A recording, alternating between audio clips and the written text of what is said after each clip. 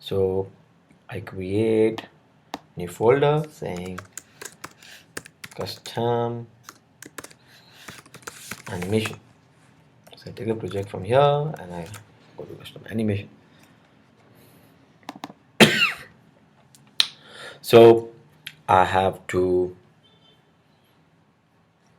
create some data structures or the variable in my .h. So now your image property or image view needs to be set at a particular interval of time. That means you want to extract your array in two different functions. So I need to create an array which is global to this class. So I say mutable array. We're going to demonstrate how to use mutable array. So I say pumpkin frames. I need an index to address this array, index this array. So I say pumpkin current frame. Now there is something called NSTimer. This creates a timer which calls a particular function at particular interval of time. So timer becomes very important, crucial in terms of doing some looping in real seconds. So, and this timer will call a function, say, I would say update in game. So this timer calls a function called update game. So in this game we're going to write logic to change the animation, and then we're going to move to something called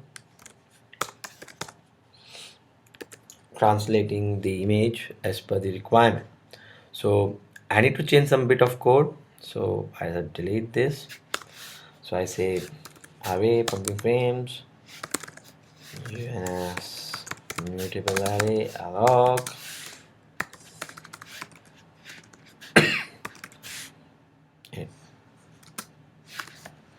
Now you normally use for loop to fill up the array. So I have 6 components. I say I++. Now we're gonna use a different way of creating an UI image. So till now when we created UI image, we use UI image name, a class method. Now such type of UI image when you create, they are called auto release. You cannot release on your own. It's a system which takes care of their release. But when you create a UI image using the alloc, you take the responsibility. Now situation comes why we should take responsibility. Let system take responsibility. Now it depends upon the situation. Now suppose you have huge number of same object coming in to memory at the same time. Now it's better to use auto release. Give system to handle it. So what happens, system maintains the retain count and just create 100 reference instead of huge different containers for the contents for the UI image. Whereas if you take when you have distinct type of objects coming at the same time in a memory, then you take the ownership so that you know when you want to release which object and when you don't want to release.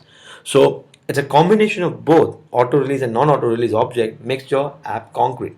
So the thumb rule says when you have huge number of same object coming in the project or coming together, use auto release. Whereas we have huge number of distinct objects different distinct type of object coming inside your project, use non-auto release, use alloc. So you take the responsibility. This classic example is of clear color. Suppose you have thousands of labels in your project and each label has a clear color. So if I literally create a color object using an alloc, I'm creating thousands container of an clear color which doesn't do it, which contains the same content. It will be an optimized if I create one content and 1,000 references to that content. So that's called auto release. So auto release, what happened? It creates only one content and create 1,000 references. So it's important that you use auto release when it's required and when you use alloc when you require an alloc.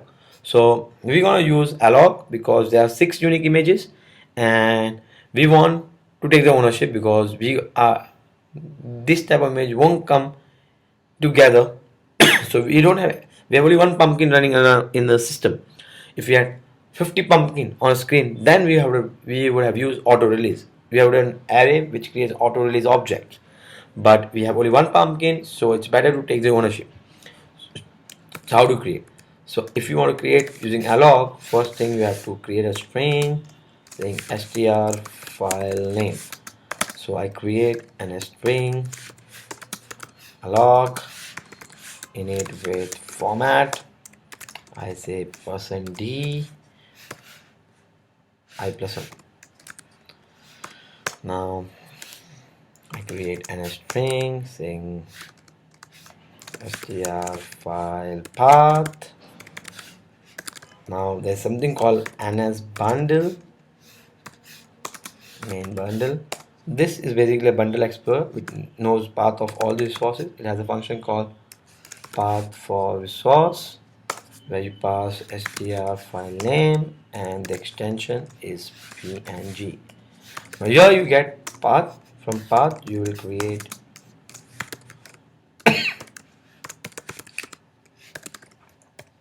your UI image.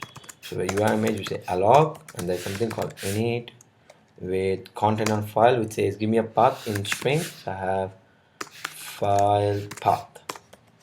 So here you use alloc. Now the purpose of using this temp image is to fill in the array. So I say add object temp image. So alloc increments the return count to 1. It's initialize the return count to 1. Add object increments 2. So I say alloc statement purpose was to add and create an object which gets added later on to the array. The scope of the alloc statement is within the for loop. So I have the golden rule: when an object scope and a purpose gets over, just perform a release. So my temp image scope and purpose is release. So it's over. So if you see str file name is alloc, its purpose was to create the path. So purpose is over, scope is over at the end of the for loop. So I say str file name release. So we have fill up the array, then we initialize. Now you don't want these parameters because that's are used mainly for the system animation. So I say I won't be calling start animating, I will call my own function. But before that you have to make sure your pumpkin index is set to 0 and now you create a timer. A timer is created how? See, NSTimer schedule time interval. So you just decide a time interval. So I say my frame rate is say 25 fps. So 25 seconds in a second. Which function you want to call? Who's the receiver? I say I myself is the receiver. Who, which is the function? I say @selector update game. Is there any parameter to this function? I say no. Do you want to repeat the timer to call this function repeatedly? I say yes. That's it. So update in game will be called 25 times per second as per the time interval which we have set for the timer.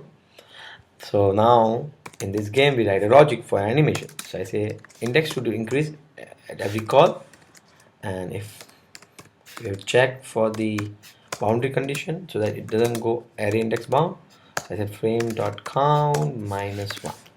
If it goes beyond, I reset back to 0. And a simple thing, pumpkin dot image equal to pumpkin frame object index pumpkin frame. That's it, and I run. Oh, it's not moving.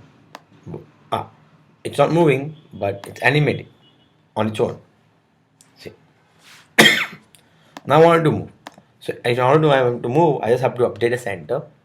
So for updating center, I need to constant in float. So I say float FLT speed x float FLT speed y.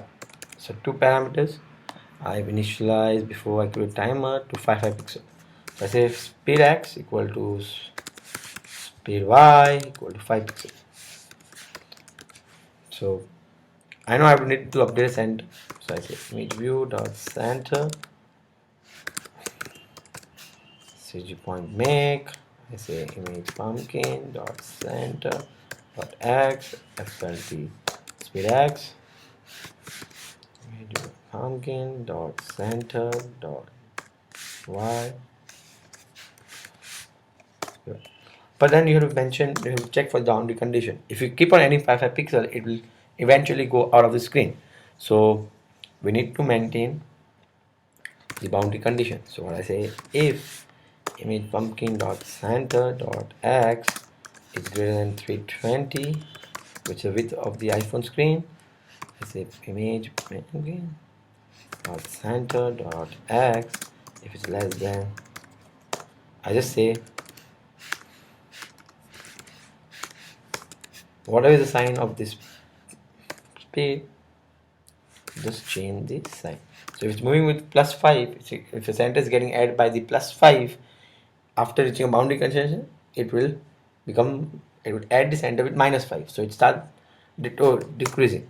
Similarly, for the y, you will have a condition where you say y greater than 480, less than 0. I say, and I run the program. Now if you see, pumpkin is freely moving. I've achieved the pumpkin translation animation. But if you see, it goes half the way inside because we are comparing the center. So it should be right extreme. So I say center plus width by 2. So I say image pumpkin dot frame